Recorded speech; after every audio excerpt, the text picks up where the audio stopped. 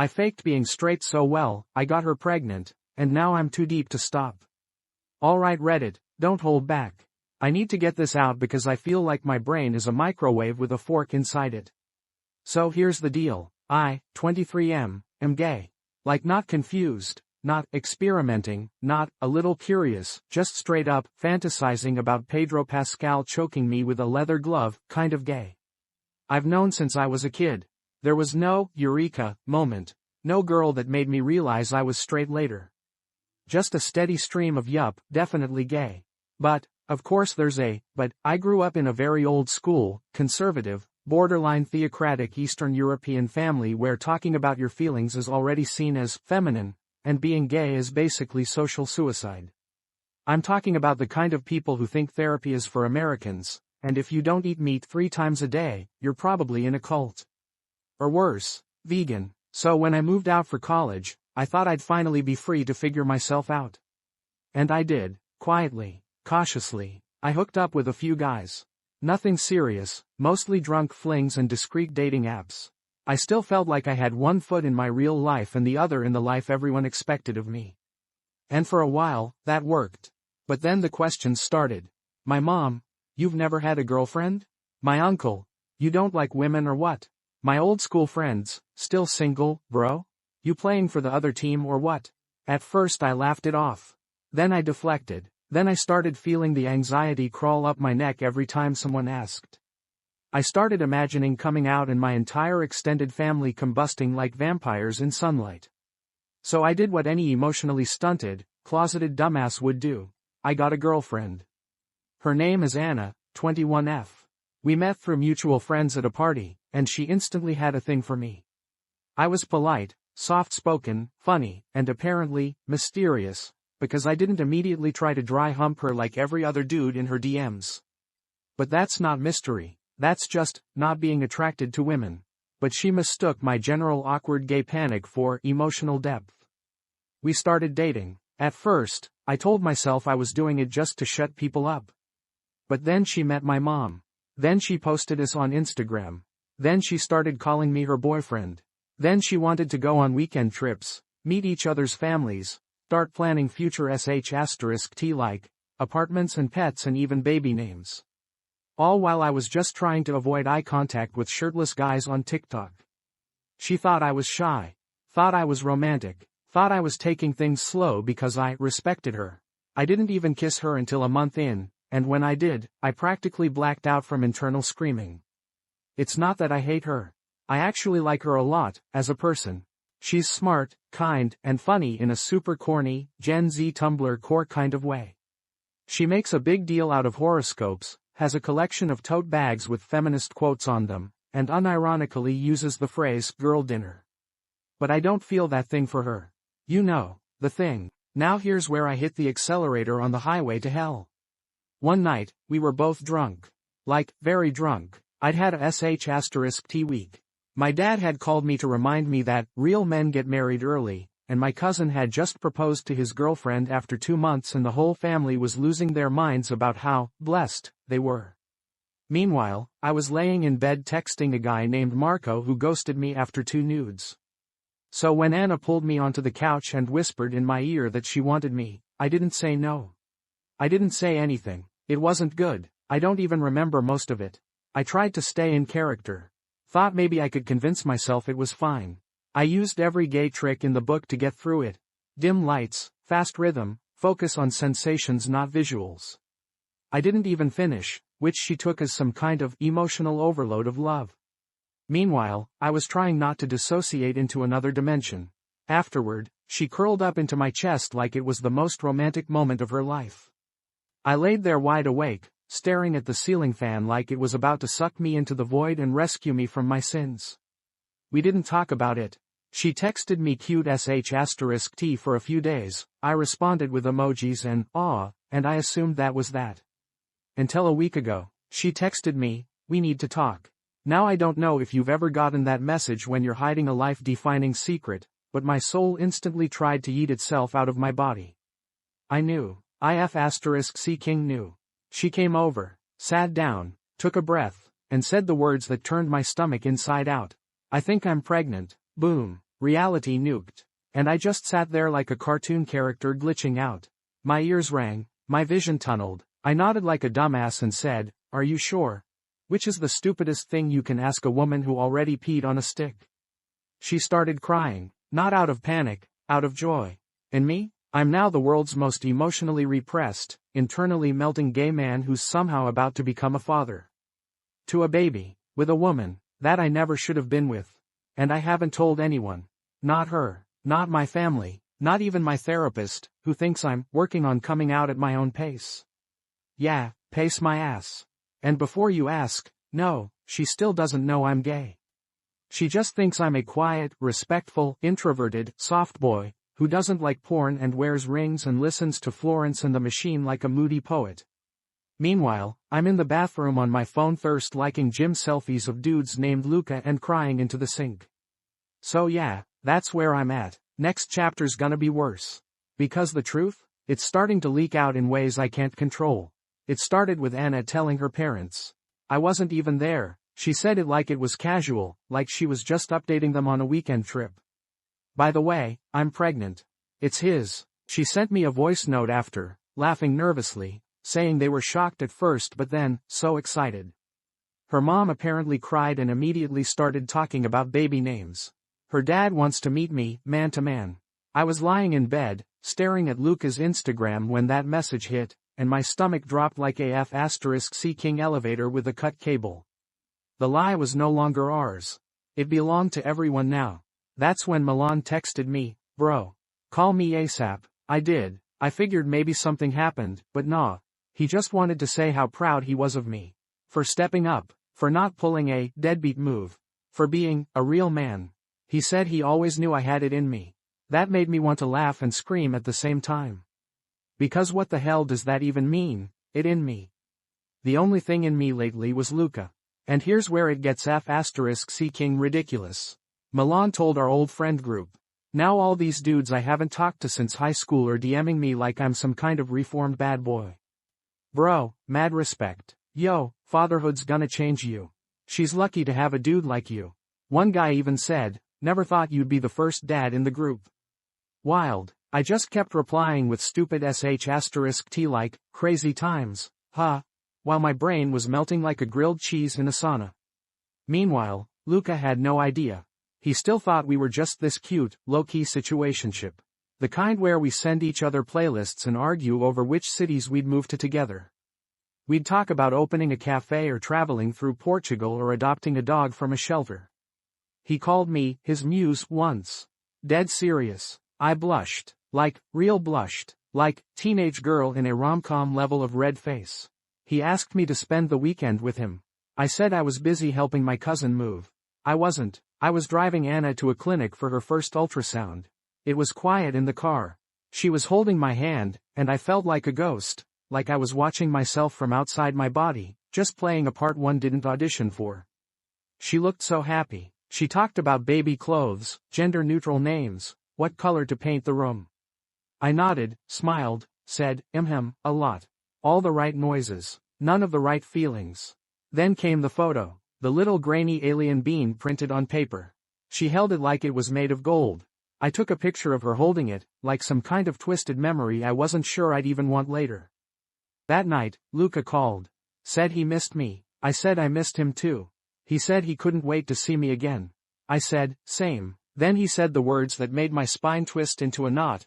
You'd never lie to me, right? I paused. For way too long. He noticed. He asked if everything was okay. I said I was tired. What I wanted to say was, yes, I've been lying to you since day one. Not because I don't care, but because I care too **King much and I'm terrified of losing you the second you know the truth. But instead, I asked him what he ate for dinner, and he changed the subject. The next day, Anna told me she wanted to host a dinner. Just something simple. Your parents, mine, let's all sit down, celebrate a little, get to know each other before the baby comes. I nodded. I said, yeah, that's a good idea. Inside, I was screaming. Not metaphorically. Like, full volume mental meltdown. My parents barely know we're dating. They think she's a friend from uni. My dad still thinks I'm going to marry some girl he picks from a community group back home. My mom keeps saying weird sh*t like, I hope your children have your father's nose, like she's praying into the void for heterosexual salvation. And now I have to bring them all together? In the same room? For soup and small talk and, we're so happy for you, fake smiles? It's like planning your own funeral and writing the eulogy mid-bite. I went home and stared at myself in the mirror for a long time. Tried to figure out who the hell was looking back. I looked tired. I looked older, not in a cool, grown-up way, just drained. Like my soul was running on 5% battery and no charger in sight. I looked at my phone. Texted Luca, we should talk soon. He replied instantly, sure. You okay? I typed out, I need to tell you something, 5 times and deleted it 5 times. I ended up sending a meme instead. Coward, I'm living in a pressure cooker. One wrong move, and the whole thing explodes. Anna is glowing like a woman who believes she's found her forever. Luca is loving someone who doesn't exist. My family is still blissfully unaware. And me? I'm both prisoner and warden of this insane double life. No one forced me into this lie. I built it, nail by nail, smile by smile, f-seeked up choice by f-seeked up choice. And now I'm trapped inside it. But it's fine, totally fine. There's just a dinner coming up soon with 2 families, a secret boyfriend, a fetus, and about 20,000 pounds of unresolved trauma on the menu. No big deal. The worst part about pretending is that eventually, people start to believe you. And then they want to celebrate you for it. There was no out. I kept thinking something would save me at the last minute. Maybe Anna's mom would get sick, or my parents would argue and cancel, or I'd grow a pair and call the whole thing off with a dramatic, I have to tell you all something. But no, none of that happened. Instead, the universe stayed silent, like it was watching to see how far I'd take this. So I showed up. Anna's parents live in this painfully normal, over-decorated house that smells like store-brand vanilla candles and ambition. I was already sweating before I rang the doorbell. I wore this light blue button-up that she said made me look grown, but all I could think about was how tight my chest felt in it. It wasn't a shirt anymore, it was a uniform for a version of me that didn't exist. She opened the door and smiled like I was her whole world. She had that kind of glow people always talk about with pregnant women, like her body knew something magical was happening. Or maybe she was just really good at believing the dream. She kissed my cheek and whispered, "You're going to be amazing tonight." I forced a smile, my stomach flipped. My parents, naturally, arrived 20 minutes late because my dad thinks punctuality is a sign of desperation. He strolled in like he owned the place, shook hands too hard, made jokes too loud. My mom brought a tray of pastries that probably took her 6 hours to make, because her anxiety shows up in sugar. She immediately complimented Anna's dress 3 times, like saying it enough times would make her feel less like she was walking into a surprise ambush. We sat down in the dining room that looked like it was curated for a lifestyle blog. There were candles, folded cloth napkins, matching plates, a literal centerpiece made of tiny pumpkins and fake leaves, like someone raided a Hobby Lobby with a vengeance. Anna's mom asked if we wanted wine. I said yes without hesitation, and she poured me the biggest glass I've ever seen outside a depression meme. We ate, talked, laughed. I answered questions like I was on autopilot. Her dad asked me about my job and nodded like he gave a shit. Her mom leaned in when she talked to me, like she was trying to extract my soul through eye contact. My dad made a jab about how long we waited to give him a grandchild, and everyone laughed like it was just classic immigrant dad behavior. My mom clutched her necklace like she'd just won a long game of emotional chess. Anna was glowing. She held my hand under the table and kept brushing her fingers against mine, soft and warm, like she was anchoring me to reality. I didn't know how to react, so I froze. She noticed. Her eyes flicked toward mine, just for a second, but it was enough. She could tell something was off. She didn't say anything, just squeezed my hand tighter. Then came the toasts. Her dad stood up and tapped his glass like he was at a wedding. He started with some speech about legacy and tradition, and how proud we are. It was so cliché I could have cried. Then he looked at me, pointed with his glass, and said, "And you're the kind of man every father hopes his daughter ends up with." I smiled the way a man smiles when he's standing on a landmine. Then my mom had her turn. She got emotional, said I was always different in a beautiful way. That she knew this would happen, that she always had faith in me. She looked at me with tears in her eyes and whispered, "You're going to be such a good father." I nodded. Everyone clapped. I nearly threw up in my mouth. Anna leaned in and rested her head on my shoulder like we were living in a Hallmark movie. She looked up at me and mouthed, "I love you." I didn't respond. I just kissed the top of her head and hoped no one noticed the tremble in my hands. Somewhere in the middle of that moment, I thought of Luca. I thought about his voice, the way he laughs when he's tired, how he traces my fingers with his own like he's memorizing them. I imagined him sitting at this table. Not as a secret, not as a lie, just real. I imagined introducing him to my mom. I imagined what it would feel like to not have to edit myself into a version people could digest. That's when the panic started. Not loud, flailing panic. Quiet, the kind that rises in your throat and makes your ears hum. The kind that makes the room feel too small and the air too thick. The kind that whispers, "Leave now, before you ruin everything," while also reminding you that it's already too late. After dinner, Anna and I went to her room while the parents stayed behind, talking over coffee and cake. She kicked off her heels, dropped onto her bed with a sigh and that soft, lovesick smile. "That went even better than I hoped," she said, stretching out like a cat. "You killed it. My mom loves you. My dad is already planning future barbecues." I said, "Yeah, it was good."